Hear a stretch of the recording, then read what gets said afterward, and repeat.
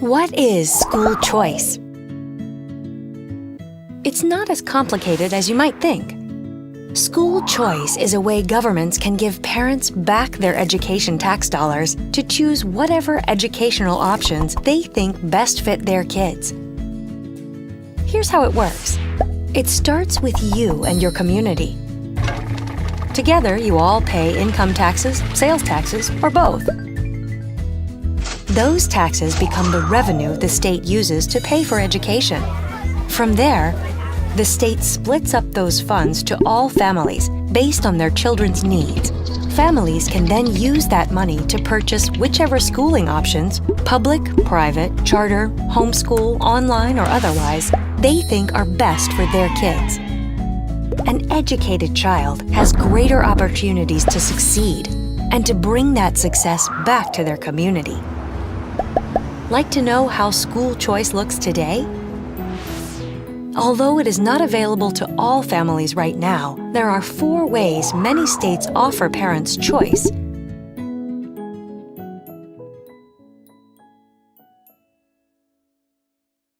That is kind of an intro to EdChoice's website, and you can definitely talk to them even further, but that leads us to our thing. So let's give them a warm welcome. How about that?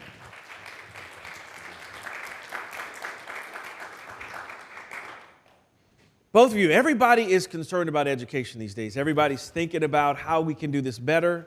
What are some options out there? I don't know one person I've ever spoken to that has either kids, grandkids, nieces, nephews, cousins, whatever they think, congregation kids that are there in their churches that are not thinking about how we can improve healthcare. Some of our communities are hard hit, and the options just aren't there. And I'll start with myself, because I got a question. You know, out here in the Maryland area, we live in, it's called Prince George's County, and it says, one of the most affluent African-American neighborhoods or, counties in the country, which it is per capita. Mm-hmm. At the same time, it's hard to send your kids to those schools because they're some of the worst performing schools out there. Mm-hmm. No competition. You got to send the kids across county or either to private schools to give them a real square up opportunity. What do you guys think about that? Either one can start off, and I think that might be a good one for Leslie, perhaps. Thank you. I'm happy to address that issue, and I'm very pleased to be with all of you today. Thanks so much for this opportunity to share some ideas and some information. At EdChoice, we believe that every child in America, every child, should have the opportunity to attend the school or receive the educational options that the parents decide, the parents believe, are right for that child. Now, in Prince George's County, if that system was in place, where in fact every parent would have control over the funding that the state has already appropriated for that child's education, if the parent could direct that funding and direct the education of that child to any educational resource, you wouldn't have the problem that you just described. You just wouldn't have that problem. Parents would have the freedom to be able to send their kids where they need to go to school. And this is what we advocate, this is what we try to teach people about. There is a method of funding education that allows for that to happen. It was first created by Dr. Milton Friedman. Our task is to carry forward his intellectual legacy. He came up with this idea of funding formula for education back in 1955. So This is not a radical new idea, mind you. And it's been perfected over time, and now there are many versions of that original voucher idea. But at the core, what it does is it puts the power of that education funding into the hands of parents so they can make their own decisions about what's right for their own children. Wow, that's really interesting. Help me understand why, if education is this simple, Gerard, and you say, we should do this voucher side. You've experienced down in Florida quite a bit in terms of, does this stuff work? Does it not work? Or help us understand that a little bit. What models have you seen? Well, first of all, thank you for extending to me an invitation to speak to you, particularly faith leaders. Number two, let me thank Star Parker for her tireless work in keeping the issue of reform in urban communities beforehand. I grew up in Los Angeles, California, and I know about her story, and so it's always good to have California leanings. So 2 things to consider. When you look at the fact that education in 41 states is the #1 line item in a governor's budget, or #2 in the remaining, it shows you that we have money in the school system, billions of dollars. In fact, we spend $355 billion on education, state, local, federal. That's #1. #2, when you mention do vouchers work, the research is pretty clear. There's a professor at the University of Arkansas named Dr. Pat Wolf. He has studied vouchers more than anyone else in the United States, including the DC voucher program. We sit in a city with one of the 5, quote-unquote, urban-based voucher programs in the nation. The DC voucher program is the most studied federal program via DOE in history. So when people tell you there's no research, let me just get to the point. They're lying. When they tell you that it doesn't work, they're misguided.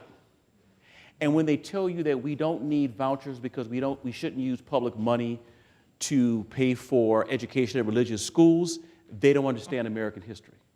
Wow. The 1965 Elementary and Secondary Education Act, which has driven much of education in the United States, allows Title I money, which is used for low-income kids, to go to private schools, Catholic, non-Catholic, and other.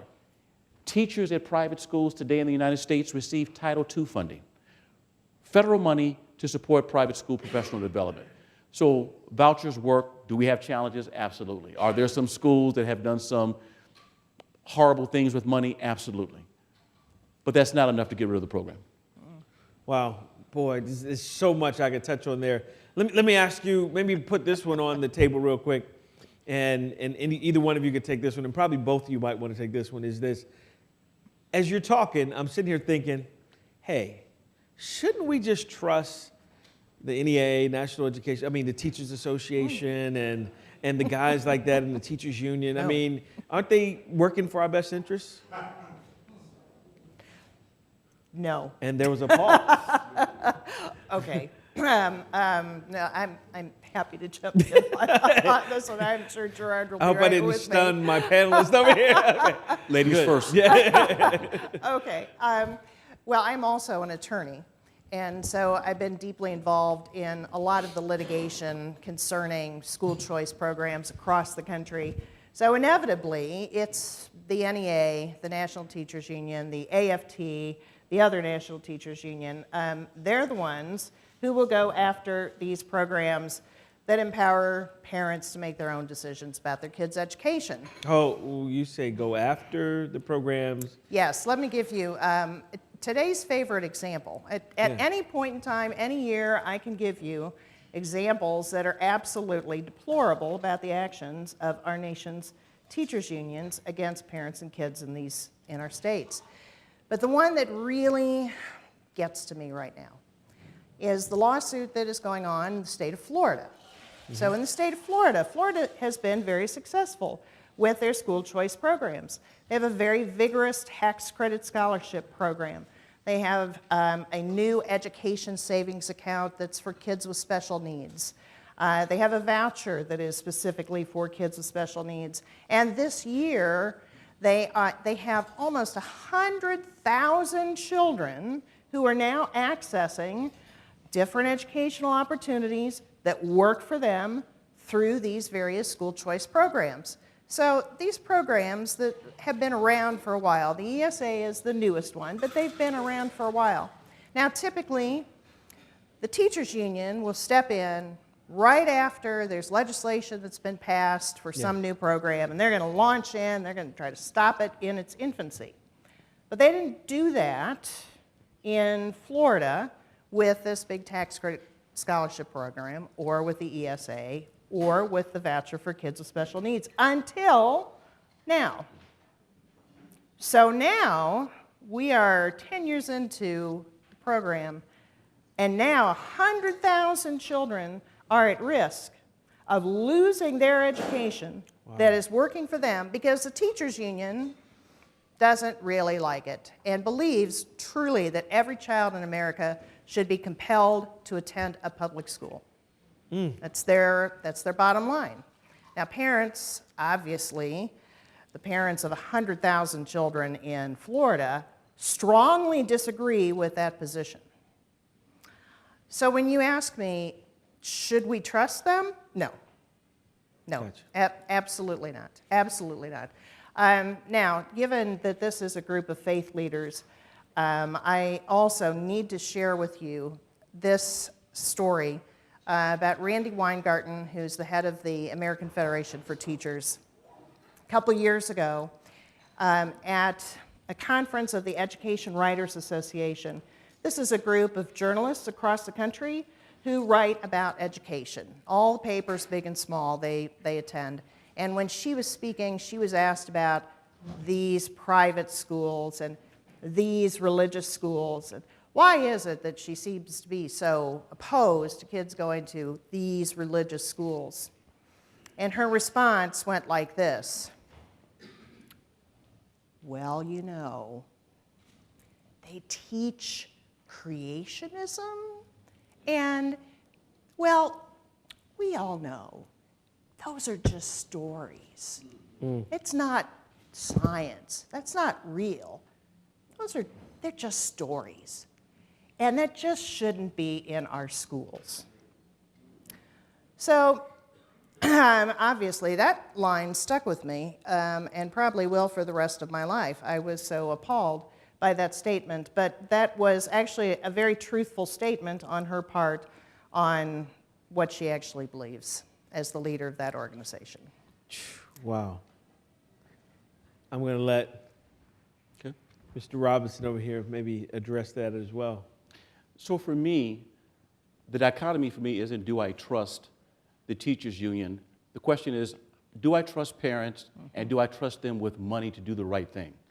I also want us to remember that the teachers union is in the business to take care of its members. That's right. Like a lot of right. people who are members of unions. I grew up in a union home. My stepdad worked for 47 years for Lockheed before it became Lockheed Martin. I worked 3 years for a union. I understand the role of unions. And so for me, the teachers union, they have a job to do. They also have to protect what they call their jobs and their interests. The public school system helped to create the black middle class. And so when we talk about school reform, we have to keep that in mind. In fact, it was 1966 when the Black Teachers Association merged with what was then NEA, which began in 1857 to create the modern NEA. And so conversations with me, I can't separate black history, black labor politics, and education without talking about that in choice. But here's what I will say. When they go against vouchers, as they have in California, when there was a voucher initiative in '93 and 2000, and in Michigan, when they go against the voucher program in DC, when they went against the voucher program that went to the Supreme Court from Cleveland, I understand it. They've got political interests to serve. I won't say that they hate kids. A lot of teachers got into this work to help kids, but we understand politics. So I draw a fine line between union politics and people. Right. I expect them to do what they have to do. But here's what you have to do as faith leaders, is to entrust people with information that you're getting from us. But more importantly, we need prayer. Because there's only going to come a point where you're not going to be moved by words, you're not going to be moved by research, you're not going to be moved by data. The people only got bold when they got the Spirit. And we are only going to get bold for school reform when we get the Spirit. And that's the role you can play. Wow.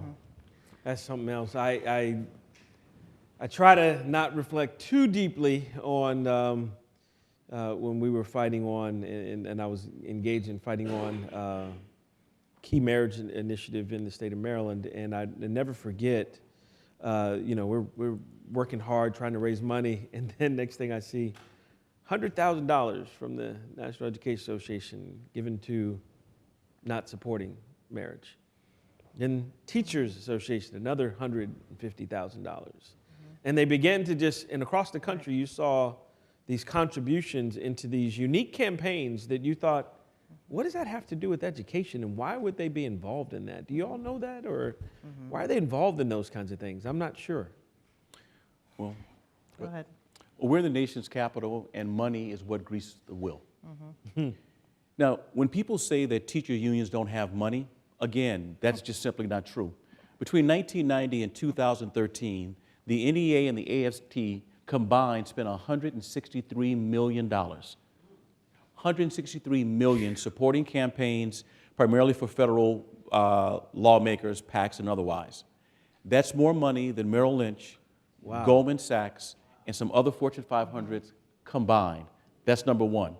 Number two, U.S. News and World Report put out a list of, I think, the top 153 givers to the current presidential campaign, primarily PAC money, let's say.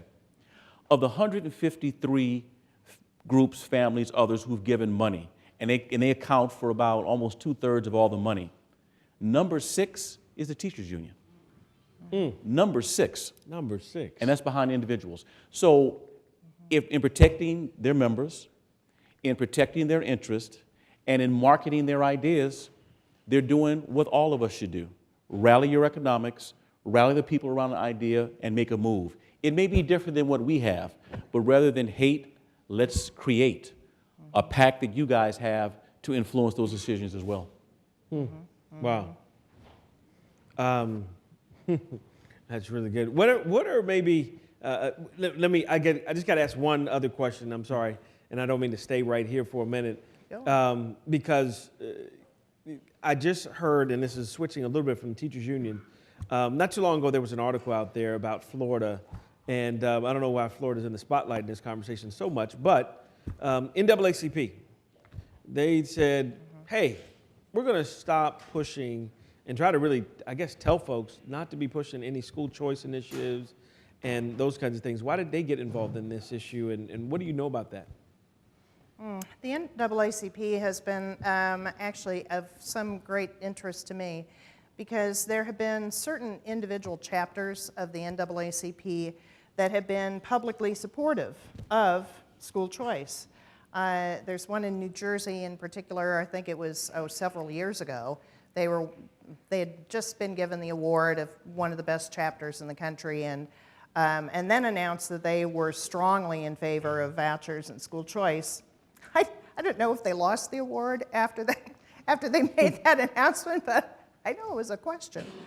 But the national position, though, of the NAACP has been solidly against any type of school choice. Now, previously they had supported charter schools, but just recently, though, they've come out against charter schools as well. So they have taken a position that seems to be very much at odds with other national black organizations that have been really excellent to work with. We've worked with the Urban League, with 100 Black Men of America, with BAEO, where Gerard was a former president of the Black Alliance for Educational Options. So the NAACP has positioned itself a bit as an outlier from other black organizations across the country. If you go to my AEI webpage, Gerard Robinson, I published a three-part series on the NAACP and charter schools, just to go through the history. The first one I start off by saying, there's no organization in the United States better suited to have a conversation about the real meaning of public education than the NAACP. Agreed. Now, I, as a black man who was Secretary of Education in Florida and Virginia, would have never had that position were it not for the NAACP and all the workers and the Legal Defense Fund who played a role as well. I'm clear about that. When they make a decision to say we're against charter schools and vouchers, I could understand historically why they're against it. Now, how many Southerners do we have in the room? Show of hands.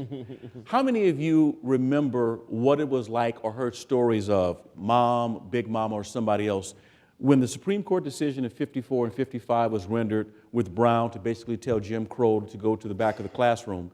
Southern states, I live in Virginia with one of the big ones, Southern states responded through massive resistance, and they did a number of things.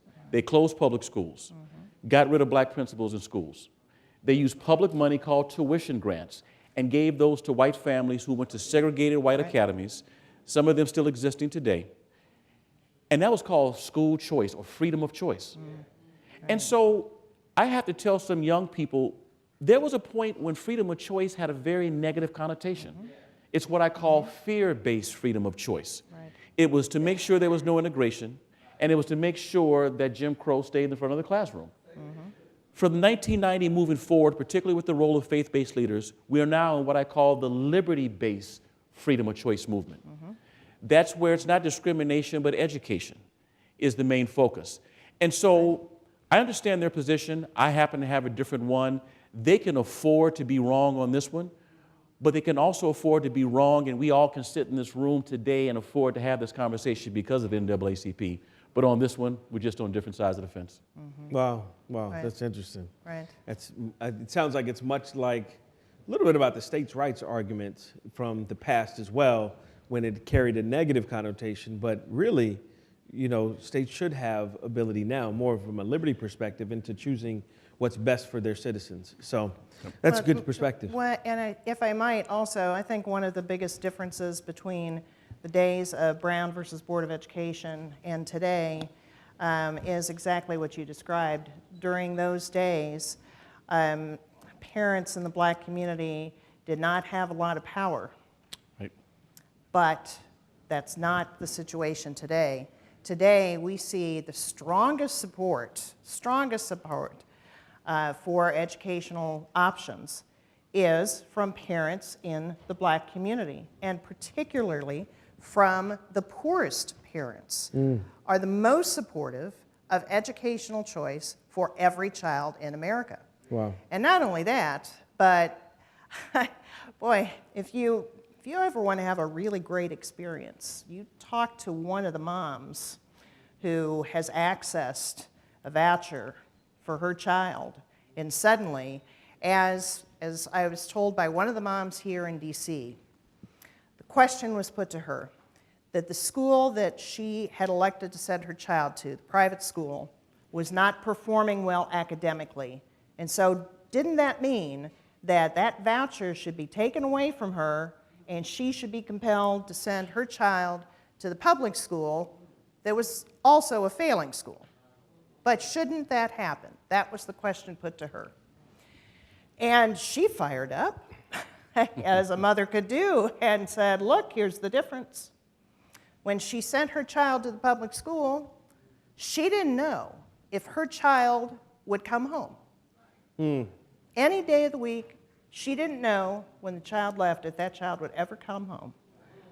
But by sending her child to this faith-based private school, she knew her child was coming home at the end of the day. She knew it.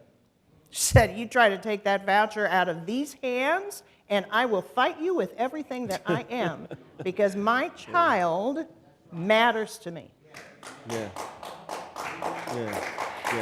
That's it.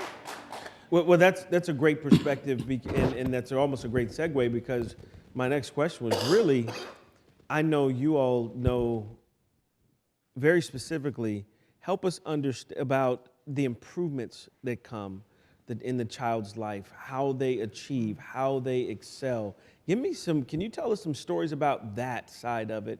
And because, we know there's political drama with it, but really, how does this affect the life of the child? So the modern school choice movement in the private sector started in 1990 in Milwaukee, Wisconsin. Today you have over close to 30,000 kids in the voucher program. There was one school started by 7 African-American pastors who realized two things. They said, number one, most of the kids who are taking advantage of the voucher program are going to Catholic and Lutheran schools. None of them are Catholic or Lutheran. Right. Number two, some of us have really, really small schools, but what if we decide to come together and have one really big school? And so they created something called CEO Academy, Clergy for Educational Options. Wow. Now we'll see if this joke goes over well other places. I said the miracle wasn't the fact that you had the school open. The miracle was the fact that 7 black pastors got together and agreed on one thing. That went over okay here. I get bigger laughs in a different crowd, but I won't go there. But they got together and opened the school. To qualify for the school at this time, you pretty much had to be low income, 185% of poverty or less. The school within a 5-year time period had a 95% college going rate. Wow. Now, poor, quote unquote, black, male, female, from the neighborhood, all the issues, whatever you say, same issues. 5, 6, 7 blocks, different school, same kids, different results. That school converted to a charter school, still in existence today. 3 of those students are at Howard University as we speak. In fact, that's my alma mater where my oldest daughter graduated this summer. You now, in one generation, one faith-based school changed the trajectory of 15 upcoming generations, breaking the cycle of poverty because you finished high school. Wow. That's one of many examples. And all of you can do the same thing. And if you don't have it, talk to us. We'll work to help you get it. That's right. Man. Wow. I'm just, wow. Go right ahead, Leslie. Okay, so I really have to jump in on this. I've been advocating for school choice this is my 30th year now. As I had mentioned, I'm an attorney, and it was 30 years ago that I had a parent who walked in the office with her daughter and said she needed help. She and her husband had divorced, but her child had always gone to their little faith-based school. It was a school that was run by their church. Wasn't a real big school, but it was good. The daughter was doing well. She was about to enter high school, and the ex-husband, the father, decided, well, he didn't like that church anymore. He had split with the church, and he left, didn't want his daughter to go to that church's school anymore. The mother said, much like the story about the DC mom I just shared, with these hands, I promise you, my child is going to continue to go to my church's school. So we went to court. We had a 5-day trial. 5 days. And the only question on the table was this: who is the appropriate person or entity to decide where a child goes to school? Who should make that decision?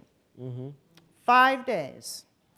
On the 5th day, 3:30 in the afternoon, got our decision. And we won. I was very excited. I also just happened to beat a trial attorney who in 10 years had not lost a case. And I was just a young lawyer at that point. I didn't have any kids. I didn't go to private schools. I didn't know anything about private schools. I knew very little about kids. I had just been married. I mean, I didn't know a lot about any of this prior to this case.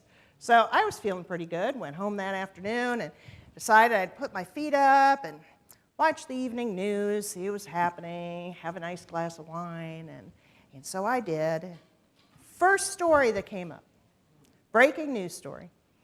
That afternoon at a local high school, when the kids were leaving school, getting on the buses to go home, there's an argument, and the kids started shooting at each other. And at that moment, as 30 years later, I still get goosebumps over that.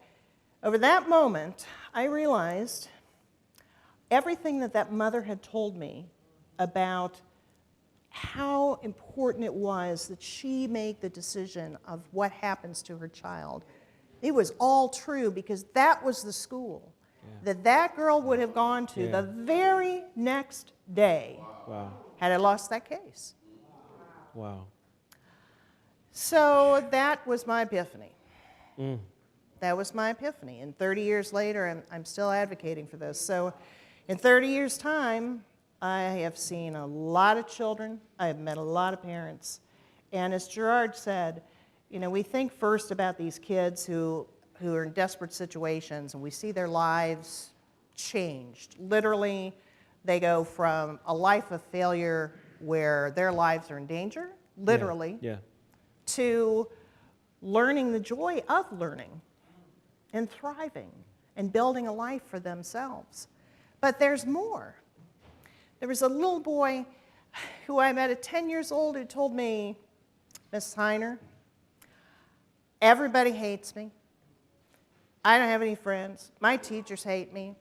I've never gotten a D, more than a D, and my teacher told me when I got a D that that was a gift, that I should have gotten an F, but I got so many Fs that she gave me a D because she pitied me. My mother hates me, and I hadn't seen her for a long time, and I don't know who my dad is. And he was living with his grandmother, who just hated this child. But she was trying to get this child, her grandson, into another school outside of the public schools because every day, he told me, every day I get in trouble and they kick me out of school. Grandma has to come pick me up, and she's really mad at me, and she keeps losing her job. So the motivation for the grandma was just to be able to keep her job, get the kid into a place where she wouldn't have to go pick him up every day. Well, lo and behold, he got into a wonderful little school, and he was valued there. That's the key. Yeah. This is what we find in faith-based schools, that life is valued. That's the key. When a child knows that his life is valued, learning comes, and it comes easily at that point. So a couple years later, talked to this little boy again. Guess what? Well, Grandma was attending the adult literacy classes that the school offered after hours because he kept coming home reading books to her. And she said, well, geez, maybe I should learn how to read. So she was learning how to read, and right after that happened, the two of them went to downtown Indianapolis, where the mother was living, homeless, found her, got her into a rehab facility. She was coming back, and she was also enrolled in the adult literacy class. Wow. So everything gets lifted up in a family. Think about your own family. If one family member is struggling, everybody struggles. You want to lift up each other. And this is what happens when parents have this opportunity to just take care of their kids. This is so good. I want to ask one more question, and then I'm going to let you guys really challenge us for a couple moments. But Gerard, you mentioned the CEO school. Can you tell me, I mean, if folks are saying, hey, how do I build that consortium? How can I create a school? Some look at it as a daunting task and say, well, you know, I'm thinking about budget issues on so many other items. How do you see that coming together? What would you advise, and how would you kind of help us understand what to do? This is the right group, because if you had to know everything in advance of a daunting task, you likely wouldn't have accepted the calling. Consider this an extension of the calling. 5 things to do. Number 1, create a 501c3 with a number of people or yourself, just so you can at least get the tax paperwork together. Number 2 is to submit grants to organizations like the Walton Family Foundation, who provides anywhere from $50,000 up to $300,000 as a planning grant to start a school. Number 3 is to decide really quickly, do you want an elementary school, middle school, or high school? And those all have different benefits and challenges that come along. 4th is to identify 3 buildings, likely ones that are up to school code. Some of you have churches, they're up to code for you to have adults, but you would actually have to change some things to make them code for schools. The schools and other people can help you with that. So make sure 3 buildings are up to code. And last, give yourself a 3-year window.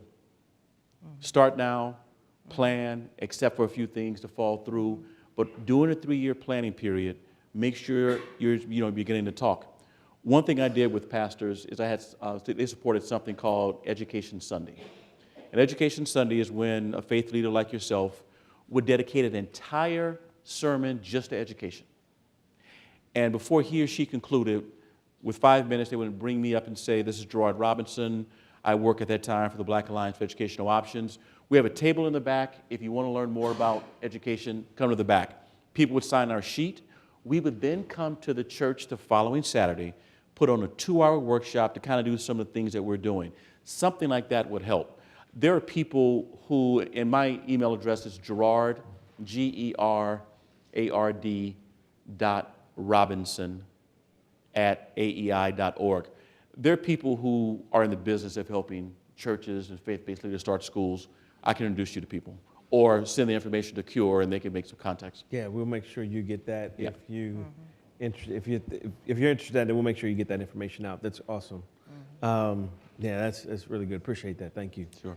And I love the perspective of a 3-year window, because sometimes when you talk about things, you say, man, I need to get this done next year or a couple of months from now, or whatever else. But this is really a marathon we're in. It's not a sprint. It's not a quick race. It's a marathon that can affect generations. And I appreciate that 3-year window perspective. I think that might give some of us a chance to breathe. Good. Right. Leslie, what would you tell us as we are looking at kind of transitioning out of this panel? But I'd love to hear, what would your encouragement to this audience be? What would you say are some of the key things that they could focus on?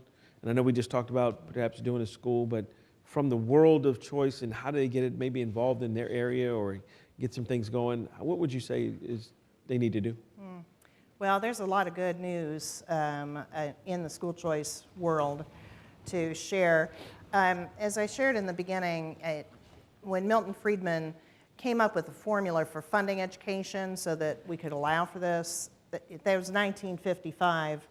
1990, we had the first voucher, so that was a long period of time. And things went pretty slowly. I mean, your comment about this being a marathon is for real. But I will tell you this, that in 2011, something happened across the country. It was almost like everyone woke up and realized their own power. Because since 2011, we have had such growth in educational choice across the country that I find myself pinching myself each year and wondering if this is going to really continue, and it is continuing. So we now are up to 62 different types of school choice programs across the country in 29 states plus DC. And for this next year, at least half the country, those that don't have school choice now, they're trying to figure out how they can get it. And those states that already have it, they're trying to figure out how they can expand it, how they can serve more kids. So now is the time. Now is the time for real action. Now, the best way to do this, let me start with the simplest thing to do, which I also think is the most powerful. When you leave today, we're all going to go home to our homes. We're all going to see our neighbors. Talk to your neighbors. Tell your neighbors everything you learned here. Share your stories. Share your information. And then ask your neighbors to share what you shared with their network of people. Share in your churches. Share with everybody you can think of. Share with somebody that you're sitting down, you're waiting for a bus, and bus is late, and you reach out to the next person and you start talking about it. I do this all the time. All the time. I don't know a stranger. We're always talking about school choice. But that's where the power is. The power is when we communicate directly with each other and we share what we know. That's where it is. Now, when we come together, this is the next step. When we come together, that power just continues to multiply. So in all of your states, you will find that there are groups of people who are doing just that. So I can help you with this. At EdChoice, we get the phone calls from people across the country asking for help. Can you help us figure out how to bring people together, how to do a coalition? Can you teach us things? Can you teach us things so that we can then teach others? Yeah. We do this all the time. And that's really the good news to share, that there are so many people across the country who have engaged. You know, there was a comment made by Dr. Martin Luther King when he was 38 years old that has always kind of stuck with me.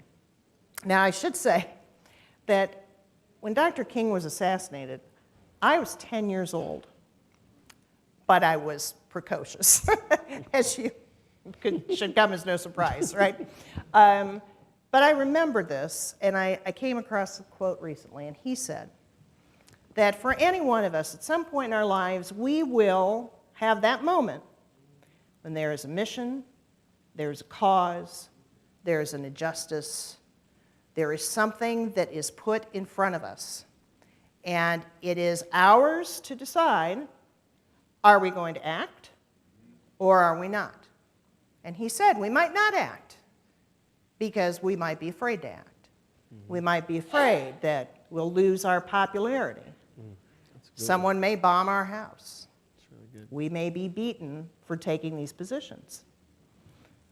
But, he said, if we fail to act when God has placed the mission in front of us, and we fail to act, we may live to be 90 years old, but we will be just as dead at 38 years old, because that is a death of the spirit. Wow. And that drives me. This is a mission. I tell everybody I don't really have a job. I mean, I do get paid, but I don't really have a job because this is not a job. This is a true life's mission that I will be engaged in until my last breath.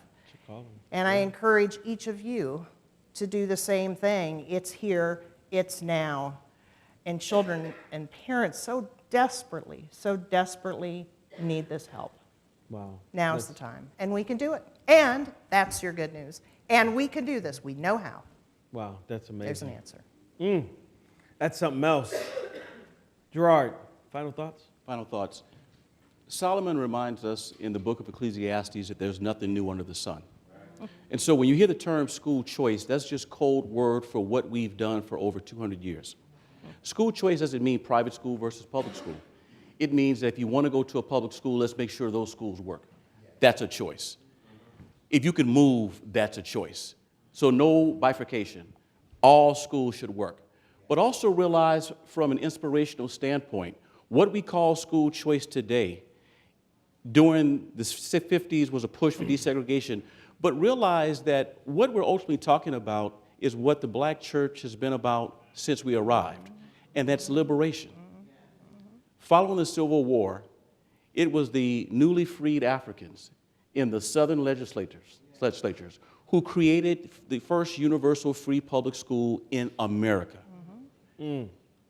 When the founding generation was in Philadelphia in the 1780s debating the Constitution, Absalom Jones, other faith leaders were talking about creating church-based schools before we had a Constitution. And when we arrived in Virginia, probably 1630s with chattel slavery, you can look and see even then there was a push for freedom. So what we call school choice is really liberty, liberation, and empowering people.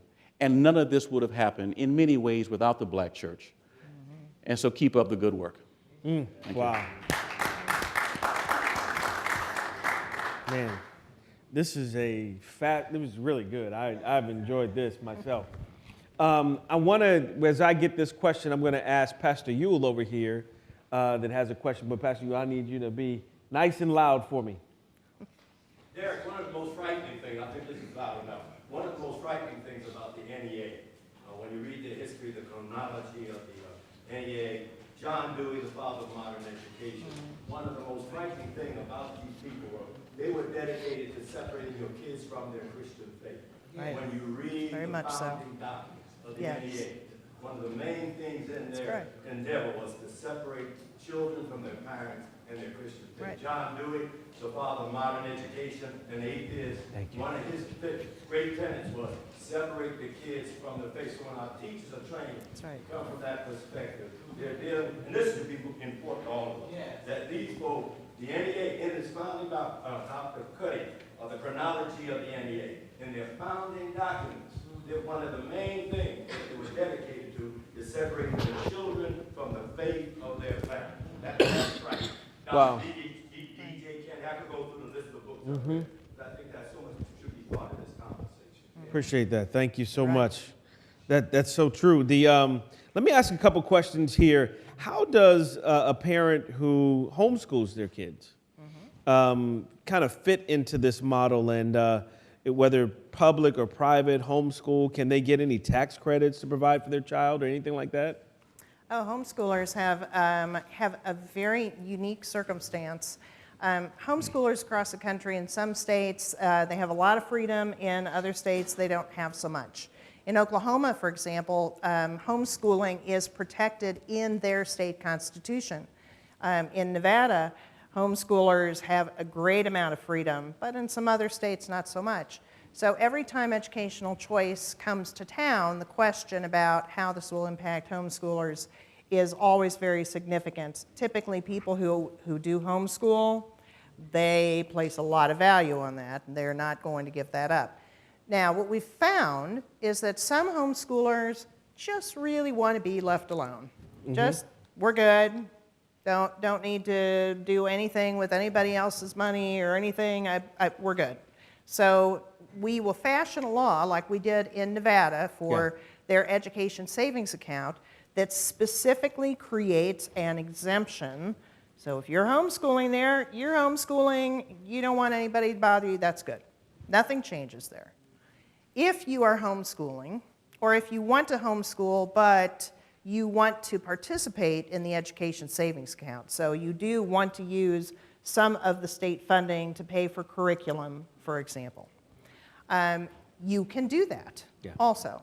So it's a very important thing to us that, again, no matter what the parent chooses, if a parent chooses to send their child to a public school, magnet school, charter school, private school, do their homeschooling, whatever they choose, that's good.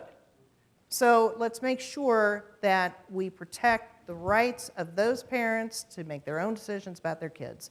And so that's what we do with homeschooling, whether they want in or they want out, we can fashion that either way, or both. They have a choice. That's good. right. That's good.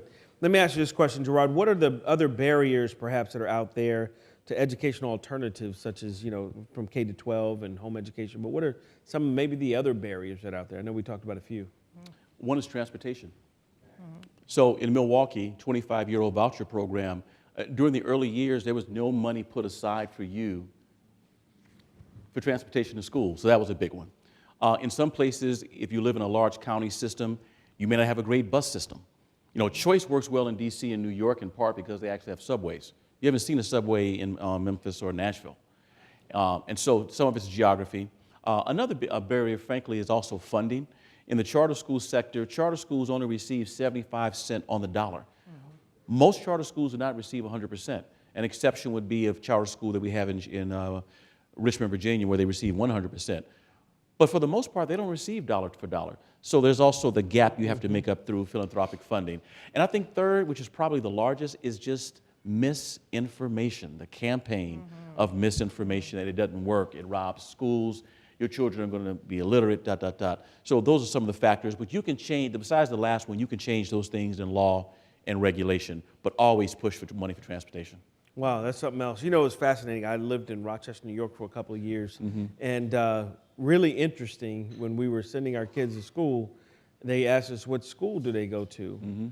And this is from the transportation side of it.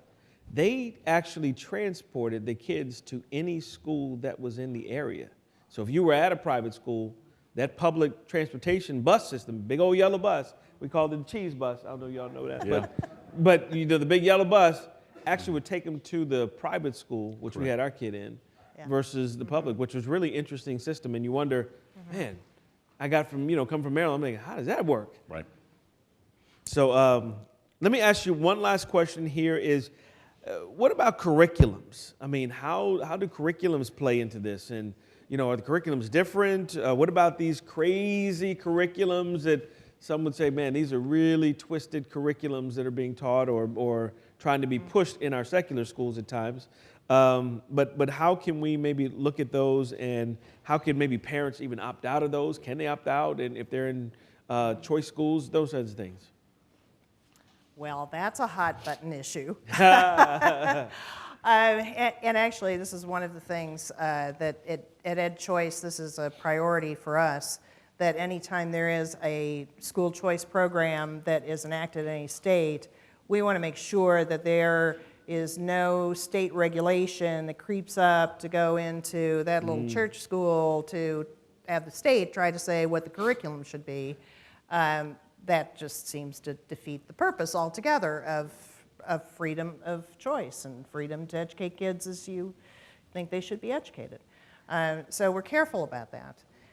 But the curriculum issue varies greatly from state to state. So let me give you an example. My home state of Indiana. Indiana is looked at as a really great state for educational choice and a really bad state for some regulations. So we get both. We have the largest voucher program in the country. But all of our private schools also, they all take the state test. And the state test, we opted out of Common Core, but our standards are pretty close to Common Core. And of course, you know, as we all know, whatever your standards are, your curriculum matches your test, you know, Right, it all right. fits together. So this is an issue. But the issue for us, though, in Indiana, it was the private schools who actually asked to do this. So it was 35 years ago, I believe now, a couple things were happening. First is, at that time, the common wisdom in Indiana about private schools was that, yeah, they're not very good, those private schools. Nobody really knows them, and I don't know what kind of crazy things they do in these private schools. That was the common wisdom at the time, and Yeah. private schools got a little ticked off about that and said, well, we know if our kids take this stupid state test, they're going to do just fine. So they wanted to take the state test just to show, hey, look, we have something good going on here. Then there was another incentive that they couldn't participate in any of the state athletic activities either without taking the state test. So the private schools decided, we don't really care about this dumb test. Yeah, let's do this. Kids can do sports and we can show that we are great schools. So that was a long, long time ago that they opted to do that. Now, I don't think they'd opt to do that today. So in different states, you'll find where some states will want to impose the testing, which will drive curriculum, and others will not. Again, we err on the side of protecting the rights of the private school providers to do what they think is best. And frankly, we've also found that private schools tend to do their own testing, which is far, far better than anything the states have ever devised. So why not support that? Well, thank you. Appreciate that. Well, let's give them a warm welcome. I mean, a warm thank you.